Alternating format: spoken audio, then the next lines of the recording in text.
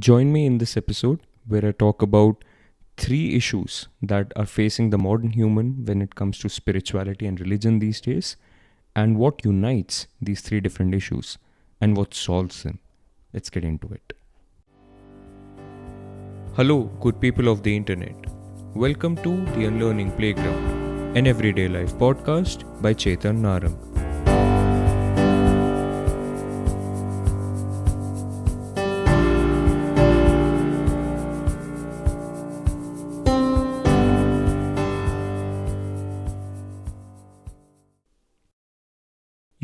I think in the modern world, there are three kinds of issues, broadly three kinds of issues that are present with regards to religion and spirituality. And when I say three different kinds of issues, I mean that there are three different kinds of people who are embodying these three different kinds of issues, really. I want to dig into them one after the other. Let's see. The first section of people that I want to talk about are the theists. The theists. I don't know if I said that right the first time. Theists. The people who believe in some sort of a religion, some sort of a god, right? Now, most of these people are, in some sense, very invested in a very old, primitive idea of God, right? This idea of God as a creator away from the creation.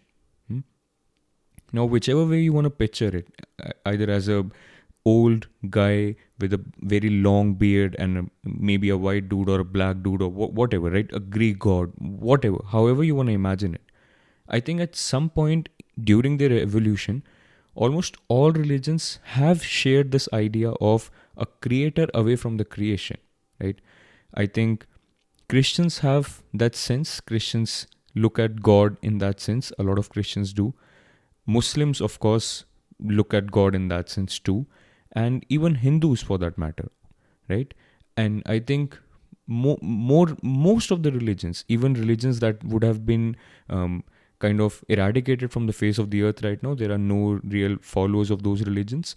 Almost all religions have at some point of time believed and propagated the idea of a creator in any way, shape or form, right? In the modern world, there is definitely a very large section of our society that is still really holding on to that old idea of God as a creator, and especially as a creator away from the creation. Now, to these people, my message is really very simple. We have progressed from that understanding. As human beings, our consciousness has evolved away from that understanding now. We have improved on our understanding of God and the universe more than that age-old primitive idea of a creator. And this is something that people are actually, I think, still uncomfortable with. I'm not too sure. But let's say if we talk about God, right? This idea of God is not any different from any other idea that human beings have had. So this idea will, of course, undergo evolution on its own, right? It's supposed to do that. So maybe a good few 10,000 years ago, I don't know if that's a good timeline to reach, but yeah, a good few thousands of years ago, we would have had very vague ideas of what a god would be like, right? For all you know, gods imagined by humans back in those days would have kept slaves, would have really, mistreated women, right? I think that's also one way of saying it. What I'm trying to say is, whatever was the morality back then would have really reflected in how the humans of that day pictured God. And fast forward a few hundreds of years after that, of course, the idea of God would have evolved, right? We do not really, we do not think about it too much, but as human beings evolve, as our consciousness evolves, as our understanding evolves, our idea of God also evolves. So, in some sense, what I'm trying to say is people who are believers, people who are theists in the modern world, are holding on to an idea of God which is kind of primitive, for lack of a better word. I mean, it's an idea of God which has some level of truth to it, but it's still incomplete. Yeah, that's the adjective I was looking for. It's an incomplete idea. The idea of a creator away from the creation. I mean, this is something that I've talked about. I think it was episode 3 of my podcast where I was talking about, is there a creator? And the idea is really simple, right? I mean, if you were to say that there is a creator away from the creation, and this is his or her creation or whatever, you can't really end your quest at that level of the recursion. You would have to question who created the creator. And if you say that the creator just exists, the creator is the ultimate creator, you are really just agreeing to the idea that something can exist without there being a creator away from it. Why not start with that idea? Because you started the idea of a creator away from the creation in the first place. It was a human imagination. It was a human idea. So maybe go on to episode 3 of my podcast and listen to it for a rather more polished argument there. But yeah, so to this section of our society, my message would be just really simple. You are holding on to a rather primitive idea of God, and there is a better way to go about it. There's a better way of understanding. We are in the age of understanding. You do not really need to hold on to an age-old belief anymore, right? And this is where I always keep on remembering Osho. I remember there was this interview where someone had asked Osho, do you believe in God? And his answer, which was just fabulous, he said, I do not believe in believing. That's so beautiful, right? I mean, of course, he would have to believe in a lot of things to go about his day-to-day lives. Of course, we all do that. But those are not the nuances we are talking about, right? We live in an age of understanding, and especially an idea such as God, we do not really need to hold on to old beliefs anymore, right? This is one thing that I really like to talk about and like to talk about in this approach to people. Our modern day moralities really just govern us to rather say that the argument of God should end with you saying that you have your opinion about God, I have my opinion about God, and let's just end it there. Let's just accept each other's opinion. That's a very tolerant and a very acceptable way of going about it, and I like that approach. But somehow I have kind of a rational, logical, I see a rational, logical flaw in this kind of an argument. Because, see, you can have opinions about all sorts of things, right? And that's fine. You like jazz music, I do not. That's fine, right? These are all subjective truths in some sense. But something as universal as God, it should be above opinions, right? I mean, if all we have is opinion about God, that's all we have, opinions. But something as universal as God should be an objective truth. And that's what the nature of our argument should be about, right? We should be really trying to approach what is the objective truth about reality whenever we are talking about God. If you're having to believe in something, if you have to believe that since this was written thousands of years ago in a book, maybe a religious book or whatever, but if it was written somewhere and my preacher has told me that this is true, if that is your argument about God, about reality, and you're not willing to change it in the name of, in the face of the current understanding where humanity is, you're obviously gaming yourself, right? There's a better way of going about it. That's all I would say. Now then, since we are done with the theists, the second group that I want to talk about are the atheists. People who do not believe that there is a God. Now, this is a group I really relate with because, as I've spoken multiple times previously in my podcast, I used to identify as an atheist back in the day. At least, I think, at least 10 odd years ago, yes, when I was back in my college, I used to identify as an atheist. So I really do relate to kind of what these people talk about and how these people view things. Of course, there are individual differences, but yeah, I'm trying to give a generalized opinion, of course.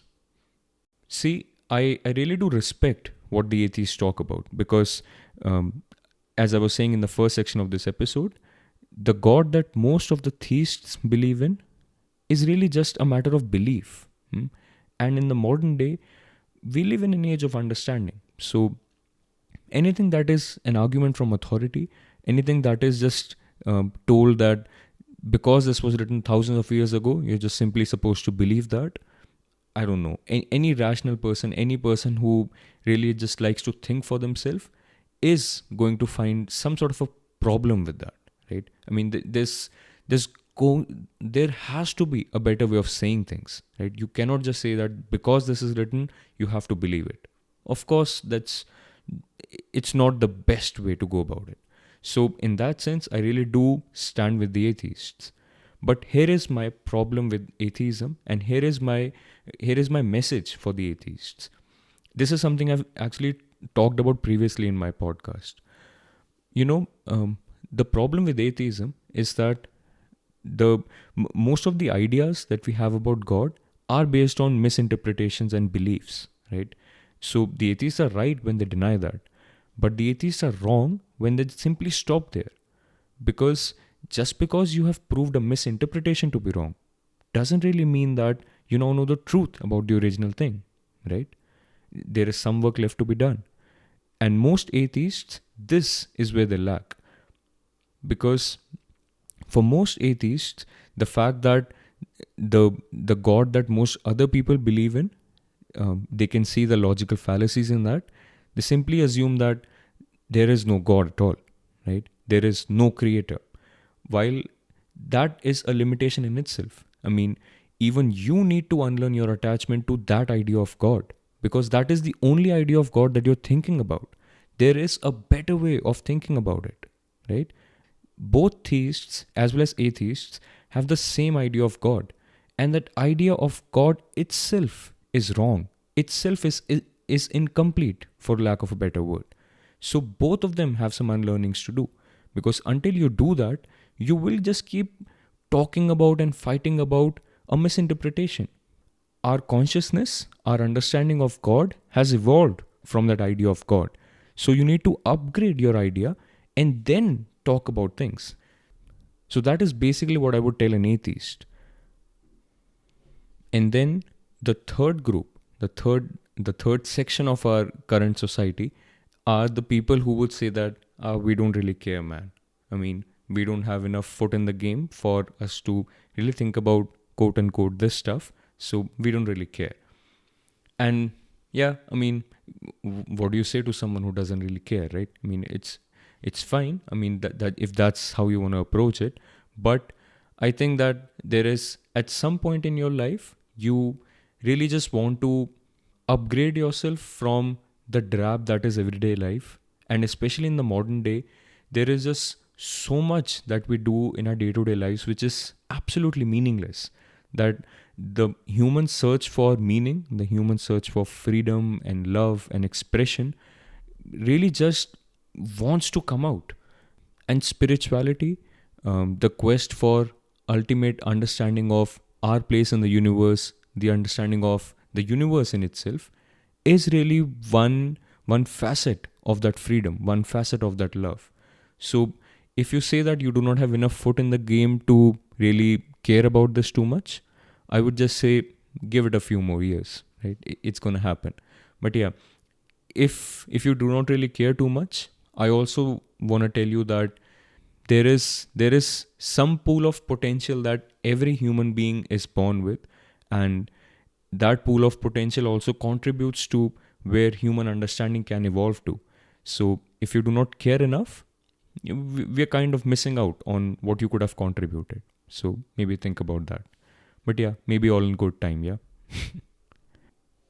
So why am I saying all of this? Is my aim to divide our society into three different kinds of people and then make them fight with each other? Of course not. Of course not. God knows that we're already so divided. I do not really want to bring forward another kind of division. Of course not. My idea is rather that I have really been having these conversations about spirituality and religion for the good part of the last year now.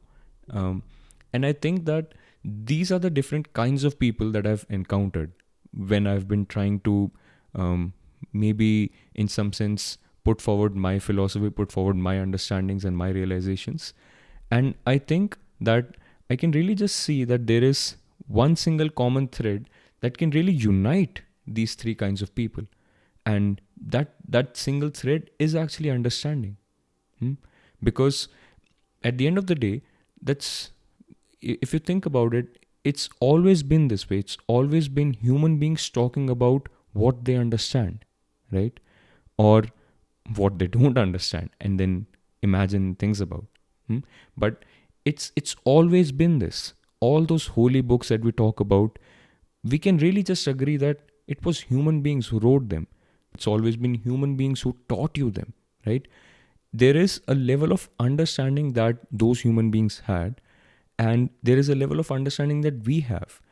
And if we can really just establish this common ground, that what we're going to talk about is about understanding the fundamental nature of reality, the fundamental nature of what the hell is really going on around us, we do not really need to believe, right? So the believers can really let go of their attachment to what would happen if I let go of those ideas of God that I've been taught by my parents, my preachers, and all of that, right?